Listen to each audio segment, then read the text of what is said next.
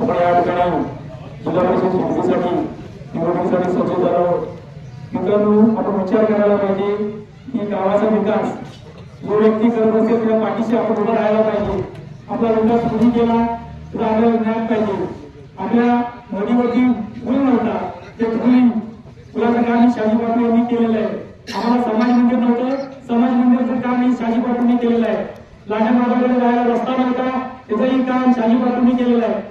एवढे काम जर बापूच्या नेतृत्वाखाली होत असतील आणि जिल्हा जनतेला जर तुम्ही त्याला वोटिंग करत नसाल तर काय ते कामाचं आहे.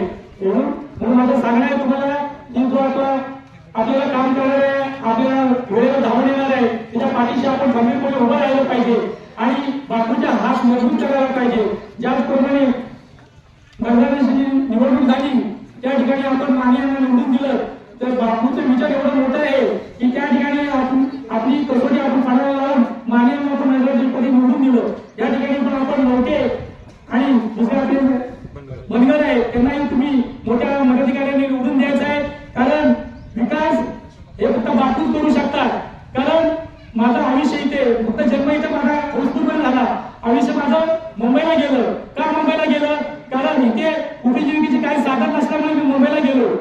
इथे जर उपजीविकेचं साधन असतं तर मी इथेच राहिलो असतो हाऊसफुलमध्ये. काय आम्हाला जायची गरज लागली असती मुंबई आणि पुण्याला.